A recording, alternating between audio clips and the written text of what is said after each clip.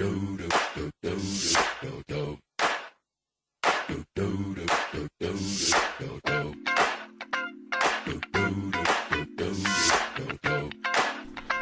what is up, and welcome into Around the Bags. It's edition 8. Can't believe it's already our 8th edition. It's Mitch Glessner here alongside with Thomas Lemanske as always, and can't believe it's already a month into the season, Thomas, and it's our 8th edition already as finals are approaching here. Yeah, finals just isn't a fun week, but I'm glad I'm doing this. It's delaying me study for finals, so I'm glad to be here. Exactly. It's always fun to talk some baseball, and we're going to get right into it with our MLB news to start off, as always. And it's Alex Rodriguez, Thomas, as he hit his 660th career homer. That ties Willie Mays for 4th all-time. And we're going to talk here a little bit about Alex Rodriguez and what his legacy is. And for me, it's kind of been mixed emotions. He's had such a great career. He's been an MVP 3 times. He's made millions of dollars. He's been one of the highest paid players of all time with deals with Texas and the Yankees. But for me, it's just a lot of mixed emotions. I mean, it's great for him to hit that 660th home run, but with, all the steroid usage and whatnot, I don't really know what to think about it. What's your take on it, Thomas? Yeah, I definitely agree with you. When someone takes steroids, their legacy will be tainted. They cheated, and you can't, shy away from that fact. But, yeah, I mean, 3-time MVP, 12-time All-Star. He didn't play all last season because he got caught taking steroids. But, yeah, I mean, you look at the leaders in home runs. He's tied with Willie Mays. Babe Ruth is at 714, so he's got a while to go until he catches him. But, to be honest, I don't think he should be up there. I think when he got caught with steroids, I think some of his home runs should have been taken away. But, I mean, his legacy definitely is tainted, and, he's going to have to live with the fact that he took steroids and he got caught doing it. And he lied to everybody, telling them that, he didn't. So, yeah, I mean, it's a bad ordeal, but he's got to live with that fact. Yeah, and, I think that's the biggest thing for me, in that he just flat out lied. And he lied several times. And, it's hard to, retain a positive legacy when you're just going to flat out lie. And on numerous occasions, and you got to think, like you said, Thomas, he probably should have had, maybe some of those home runs taken away. Mm-hmm. Without the steroid usage, who knows how many home runs he would have really hit naturally. So a lot of things there. I think the best way I can put it, and the only comparison I can make right now with Alex Rodriguez, is kind of like Tiger Woods' situation, in that I've completely lost respect for him as a person. Mm-hmm. Just like Tiger Woods, but at the same time, he is one of the all-time greats, so I'm going to continue to watch him play. When he's on TV, I'm going to be focused, and I really want to watch him play just because of the fact that he's, up there with the all-time greats and has the opportunities to break these records. And right now he's playing pretty well for the season for the Yankees. He has 6 home runs for them. He's batting .243. But he's been solid in that designated hitter role, and I think he's probably going to end up staying there for the rest of the year. Yeah, I mean, you hit it right on the nail. When Ryan Braun lied to everybody about taking steroids too, he called everybody out for being mad at him. But and it ended up that he actually did take steroids. Then he came out and goes, "Oh, sorry," but I mean, that pisses me off that someone would lie to us. If you took steroids, come out and say you took them and apologize and say it won't happen again. But, the legacy is tainted. I don't think he will go down in history and, be recognized as big as something like Babe Ruth and those guys who are on, the top of the home run charts. But, who knows? He maybe got 1-2 more years left in him, so it's going to be interesting to see how he ends his career. Yeah, and right now, as I mentioned, he's doing pretty well for the Yankees, who are leading the American League East. That's a little surprising, as me and you both, I'm pretty sure, Thomas, in our prediction show, picked Boston, as the Yankees are actually playing them right now. It's Sunday, May 3rd on the Sunday Night Baseball. So enough A-Rod talk. Let's move on now, and we're going to move to some big surprises out of teams that nobody really thought, would be doing as well as what they are, and it's the Astros and the Mets, as Houston is 18-7. They're leading in the AL West there, and the Mets are 16-10. They're leading the NL East. They're both just playing extremely well. The Astros doing it with, some pitching and their power, and the Mets doing it basically with their pitching and their fielding, Thomas. Yeah, the Houston Astros have the best record in baseball right now. But yeah, they've been doing it with their power. Let's see here. Luis Valbuena has 6 home runs. Colby Rasmus has 5. Jed Lowry, who just got put on the 15-day DL, has 4 home runs. Jose Altuve has 3 home runs. He's batting .371. So, yeah, their hitting is off the charts right now. They're a team with all these prospects coming up. They haven't been good the past couple of years, so all these prospects are coming up out of the minors, and they're performing the way they should. George Springer was one of the best prospects coming up. He's only batting .200 right now, so he's kind of having a slow start, but I think he's gonna get out of that groove. But Dallas Keuchel, who's 3-0, has a .73 ERA, which is the best in the majors right now. So, he's a Cy Young candidate going forward. But, yeah, nothing. And, you talk about the Mets, Matt Harvey, and there's another Cy Young candidate. He's 5-0 with a 2.41 ERA. So, yeah, these teams are hot right now. Yeah, absolutely. You hit a lot on the stats there. And not to mention that the Astros right now are on a 10-game win streak. That's the best crazy in the majors right now. And they've played tremendously on the road. They're 10-2 on the road. So whenever you have pitching like that with a team ERA of 3.08 and you're hitting for that much power and you're doing that well on the road, that's just a perfect recipe for success. And, you touched on the Mets and Matt Harvey and what he's done for the Mets. He's really rebounded that ball club, and coming off of the Tommy John surgery, he's already got 5 wins. In my opinion, I think he's been probably the best pitcher in baseball. Just electric stuff. People always question the velocity coming off of Tommy John surgery, and he's still right up there. Right. Pretty sure he's top 5 in average velocity right now. I think his average velocity fastball is around 95, and he's just got a great changeup and great slider, really just wipe out stuff. And we'll see if they can continue that success. But me and you did not ever believe that it would be Houston and the Mets in those divisions. So So I don't know how long the success can continue for, but for right now, it's kind of fun to watch these smaller market teams, or teams that haven't had so much success in the past have this success like they're having, and to see that Houston is just that far ahead of the Angels in the West is incredible. So we'll move on here, and we talked about some big success from some teams that we did not think would happen at all, but we're going to talk about some struggles right now from Washington Nationals. And the Nationals, Thomas, are just struggling immensely right now. Max Scherzer, the big deal in the offseason, has done pretty well with a 1.26 ERA, but he's 1-3. The offense just hasn't been there for the Nationals. Bryce Harper is, the home runs are there, but the average isn't. Right now, Wilson Ramos is the only starter that's hitting 300 or above. As a team, they're just hitting 236, Thomas. So they really need to figure it out there in the NL East. Yeah, the Nationals are making me look bad. I picked the Nationals to win win the championship this year, so it's not looking too good for me right now. But it's a long season.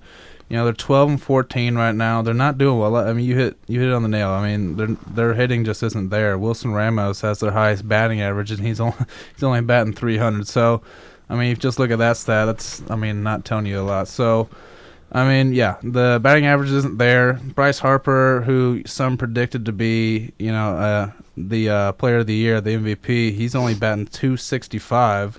So, the hitting's not there. The one bright spot, like you said, was Max Scherzer. He's has a 1.26 ERA. He's only 1-3, which is hard to believe with a 1.26 2.6 ERA. That just shows that he hasn't been getting so much run support this year.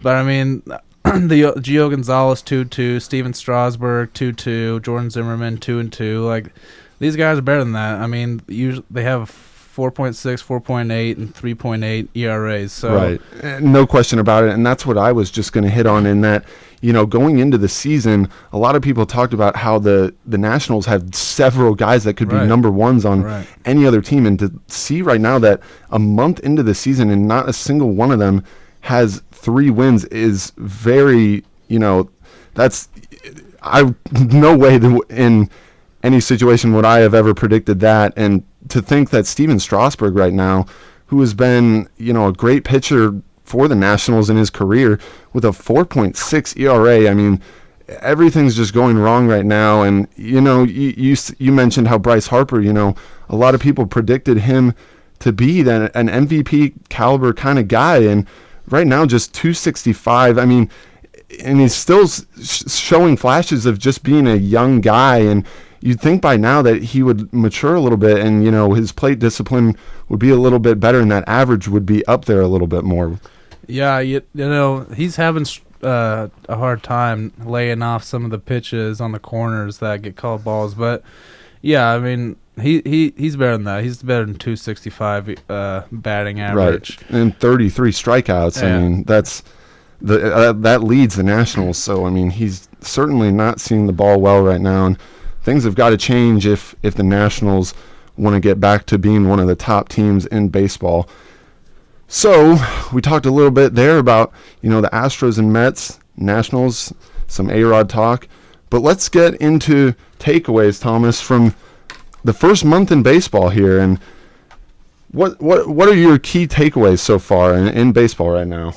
You know, well, I think one of the biggest ones, I picked Corey Kluber to repeat as the AL Cy Young, and he's not doing that right now. He's 0-3 with a 4.24 ERA. I mean, he's 0-5 the 5 times he's pitched. So, you know, he's not doing too well. The Cleveland Indians aren't doing too well, which is kind of surprising. Many or some picked that they do. They compete with the Royals in Detroit, but, you know, that's kind of surprising. Corey Kluber is a pretty good pitcher, but, you know, another thing is we talked about earlier is the Yankees. You know, they're 15-9. Oh yeah. With a plus 28 run differential. You know, you look at the other guys, the Boston Red Sox, the Orioles, Toronto. You know, those people acquired some good players in the offseason, especially the Red Sox. So they're doing pretty well this season. What are you thinking? I had, you know, made some notes, and I have several different takeaways, but I think the biggest one for me right now is Josh Hamilton being traded to the Rangers, and how his career in the last 2-3 years has just spiraled downhill. He didn't play well at all for the Angels and had that huge deal, and, you know, he relapsed, and now the Angels are just done with him, and you know, they really wanted to get rid of him, as you can tell, as they are eating up most of that contract. I believe they're eating up $83 million of that contract. So the Rangers are picking him up. The Rangers are last right now. So we'll see if Josh Hamilton can't turn things around. A couple other takeaways I had is the San Francisco Giants right now. They're just 9-13. Mm-hmm. They've only scored 66 runs. That's second to last in the NL. And, you know, you got to think a lot of that has been due to the absence and the injury of Hunter Pence and the departure of Pablo Sandoval as well to the Boston Red Sox. And some quick other notes I also had down is John Lester, big addition for the Cubs. He's 0-2 with a 6.23 ERA. So there's been, you know, a lot of things that, like the Astros and the Mets and whatnot, that have been very unsuspected, and the Nationals not playing so well. There's been a lot of things that a lot of people predicted, and it's not happening the way that people predicted. So those were my takeaways. Those were Thomas's takeaways from this first month in the MLB. We're going to take a quick little break, and then once we get back, we're going to talk some Royals.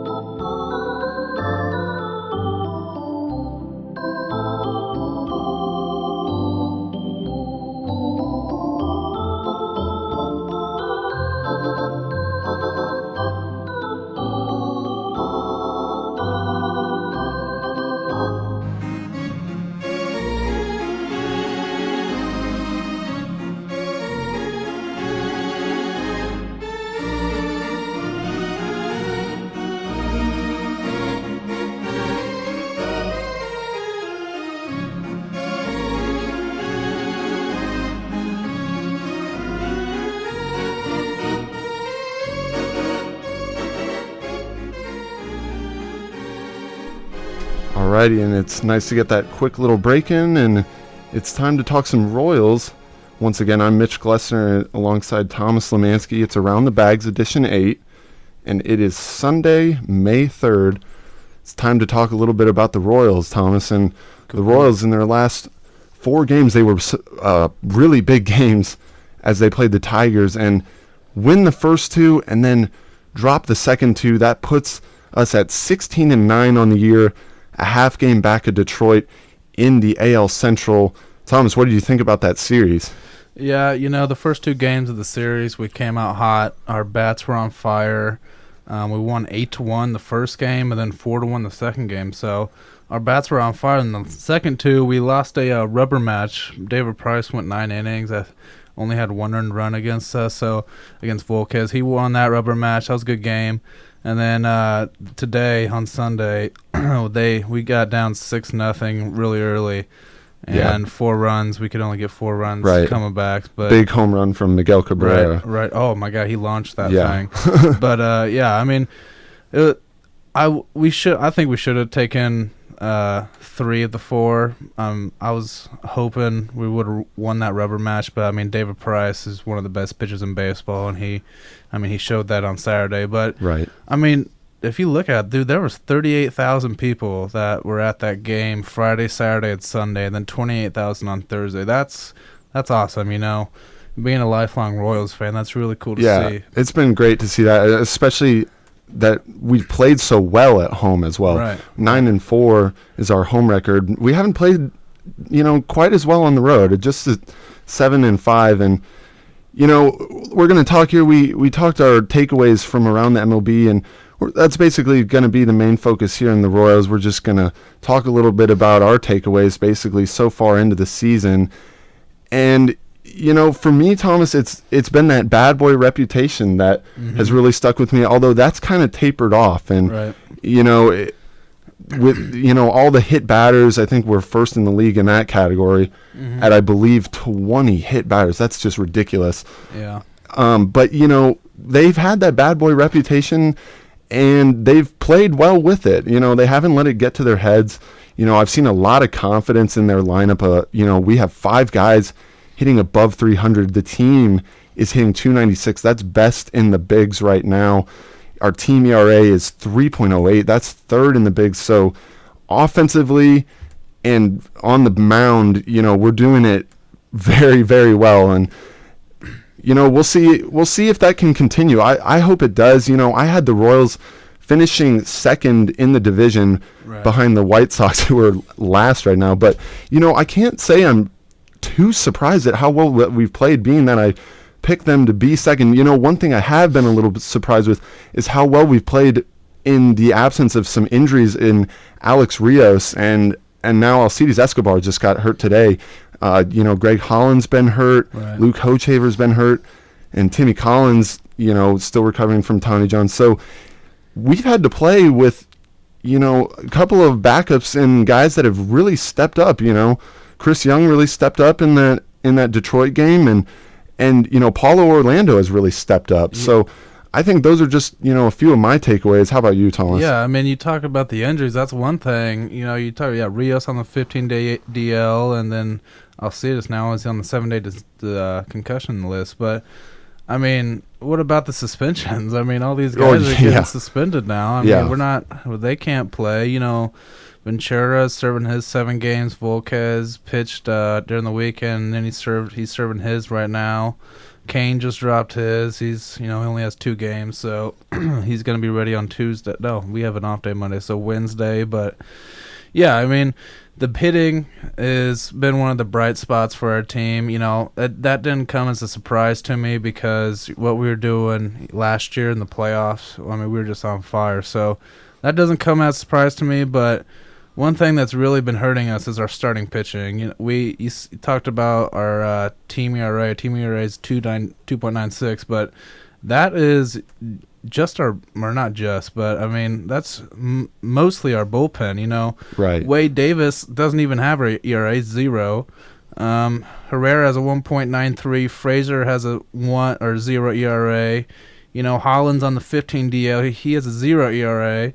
So I mean, we have the I'm biased, but I think we have the best bullpen in baseball. But you look at the starting pitching. Danny Duffy has been arguably our best starting pitcher. He's 2-0 with a 3.45 ERA, and that's our second lowest ERA. With Volquez, he's 2-3 with a 2.1 ERA. So, those are our two best pitchers right now. Ventura, he's serving suspension right now, but he's only 2-2 with a 4.94 ERA. So, those ERAs aren't that good to look at. We got some high runs. Jeremy Guthrie and Vargas on the back end of the rotation they both almost have 6.0 ERAs. One of them has a 5.8, one of them has a 5.9. So, the starting pitching has been one of the downsides this year. I thought Ventura was going to pick up the slack when we had James Shields' departure, but, who knows? I think that the Royals could make a big move. I think they could package Greg Holland and who's the second baseman? Omar. Oh yeah, right, Omar for a really good starting pitcher. So who knows if they'll do that? But that's just one thing you might look at in the future. There was trade rumors last year about Greg Holland moving at the deadline. So right, yeah. Who knows what will happen? I really think that making a move to get a really quality starting pitcher would be really helpful for the Royals. Yeah, I completely agree. You touched on it. We don't have a single guy with 3 wins yet. And, right. I've been very thrilled with Edison Volquez. I thought that was a great move from Dayton Moore to bring him in, also bringing in Rios, and Kendrys Morales has been terrific as well. But, looking at the pitching, and you already pretty much mentioned it, Thomas, our bullpen is pretty much doing all of the heavy lifting for us. Right. As our starters, at times they've been really good, and then at times they've just been really bad. Guthrie didn't pitch too well today against the Tigers, and Vargas is yet to pitch, very well at all. So, in the absence of James Shields, you would like to see our starting pitching be a little bit better. And speaking of James Shields, and he was a guy that ate up a lot of innings. Right. Right now, we don't have a single guy that has a complete game.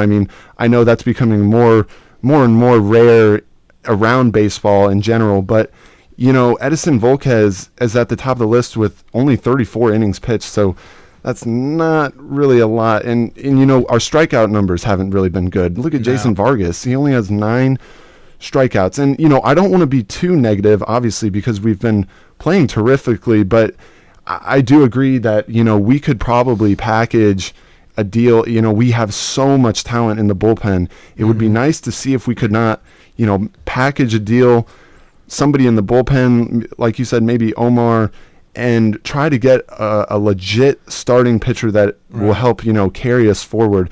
Because right now, Ventura, came in being our number 1 guy, and, he's sitting at a 4.94. So that's certainly not ace quality stuff right now. But, going away from the pitching, the hitting has just been phenomenal. And I think it's so fun to watch right now. And Eric Hosmer and Mike Moustakas, they just look so comfortable at the plate. And this is the first year that I can really say that I've seen them look as comfortable as they have. In years past, they've appeared to really press and strike out a lot and chase a lot of pitches. But, I think getting to the World Series last year is just really confidence boosted everybody on the team. Hosmer's at 313 right now. Mike Moustakas just tearing it up at 324. One thing with Moose, though, that I would like to see, and he's been doing it pretty well lately, is going the other way as teams continue to shift on him. And, that's one thing he worked on in spring training as well. So hopefully Moose can, straighten that out. And I think that would only increase his average if he can start, going the opposite way and reducing the amount of times people shift on him. But, Lorenzo Cain has done phenomenally well, leading our team right now with 333 average. He also has provided some pop with 3 home runs. He's been outstanding. And, the defense, as always, has been tremendous. When you got guys like Lorenzo Cain and Alex Gordon, who are, guys that are really respected around the league for their defense, they're doing it day in and day out defensively. Alcides, he has the concussion right now, but he's one of the best shortstops defensively, in my opinion, in the league. And, Paulo Orlando has stepped up and done a pretty good job in right field. So all around, the hitting, the pitching, the defense has all been pretty solid. But like we both touched on, I think we would like to see that starting pitching improve a little bit. Yeah, I think Moose, to me, has been the most pleasant surprise. Like you said, I think he's done a pretty good job going the opposite field. I think the majority of his hits are actually to the opposite field. So, he's definitely had the potential to do that coming up through the minors and stuff. But, the first 2 years he's been in the majors was kind of disappointment. But now he's just going up. It's 337, like you said.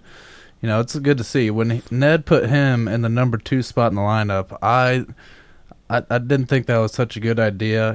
He's not really the fastest guy in the world, and he didn't really hit for an average last year, so to say. But Ned really proved me wrong, like he usually does, and that was a really good call. But the Royals really haven't been playing too well lately. They're 5-5 in their last 10 games, so they had the hot start to begin with, and now they're kind of leveling off. They're, like you said, 16-9, but we got a 3-game series with Cleveland next, starting on Tuesday. Right, we have an off day on Monday. And then hopefully we can at least take 2 out of 3 there. That would be big. Yeah, we should. Cleveland's 9-15 right now with a minus 18 run differential. So at least 2 of 3. A sweep would be nice. And then we go back another big series. Yeah, we got the Detroit Tigers again. We've got a 3-game series at Detroit. We're on ESPN, I think, the last game of that series. So yeah, that should be awesome. And one thing I think too, going forward in the season, I think if the Royals want to stay up there with Detroit, you look at a team like Detroit, and they have a lot of guys, in Cespedes, Cabrera, Ian Kinsler. They have a lot of guys that do a really good job of hitting for power. And early on, we saw that power surge from the Royals. But now we're just 18th in the league in home runs, so that power is kind of tapered off. And I think moving forward, we're going to have to see some more balls flying out of the ballpark if, we want to stay up there with Detroit, because that's basically Detroit's bread and butter. They have a guy in David Price. They obviously have great pitching, but they do it by hitting doubles and home runs. And the Royals, their bread and butter is get on, move them over, stolen bases, that kind of a thing. But I think really this year they need to get more those power numbers up. And, Alex Rios being hurt hasn't helped because I believe that he was a great addition. And I think once he does come back, I think he's going to hit for some power. But I would really like to see, Hosmer, a guy who I believe is capable of hitting, anywhere in the 20 to 30 range, really. Same with Mike Moustakas. They have so much talent. And I think that, once they just start getting a little bit more home runs up there, I think we're really going to move forward, and I think we're going to take, the lead on the Tigers. I really think this team can move forward with a lot of confidence and stay ahead of the division, and hopefully getting a better starting pitcher in that rotation would help as well. Yeah, you talked about Moose and Hosmer. Being able to hit those 25, 30 home runs, I've heard a lot of people say that, but they haven't done it yet. Right, so, they haven't proven it. So people can only say so much about potential until you got to do it. So they haven't done it yet. I hope they can do it soon. You talk about getting on base. We have the highest on base percentage in the MLB at 355. So home runs, at the beginning of the season, they helped us win a lot of games, but we haven't had the home runs as of late. Right. We've only had 19, and which is towards the bottom of the league. So getting a guy on and having that 355 on base percentage is what's been helping us win games. And if we haven't had that high of on base percentage, who knows what our record would be now. But this series with Detroit and Cleveland are really key, and hopefully we can turn things around coming up. I agree as well. And very interesting stats to me that stick out is that we have 141 team strikeouts. That's the lowest in the MLB. Wow. Yet we have only walked 55 times, and that's 26th in the MLB. So a lot of balls being put in play. And one more thing that I wanted to touch on a little bit is, touch on a little bit with Paulo Orlando, but just the ability of some guys stepping up. Christian Colon has really stepped up, And that's great to see. Draw Dyson, he's been established. We know what he can do. But it's great to see, our backups play as well as what they have. Because, once we get late in the year, guys start to get worn down. Who knows? Injuries happen. They've already happened. You need to have a solid bench, and right now our bench has been terrific.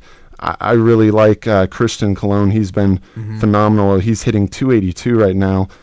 So we'll see what happens there. But like you said, Thomas, big games coming up against Cleveland and Detroit, both in our division. We would love to see, the Royals come out on top of the division after that Detroit series. That would be huge. But I think that about does it for today. Mitch Glessner here alongside Thomas Lemanske. It's Sunday, May 3rd, the 8th edition of Around the Bags. Got some good MLB talk, and we had some great Royals talk as well. We'll see what the Royals can do moving forward. Let's hope that it's nothing but positive, and we'll see you next week on Around the Bags.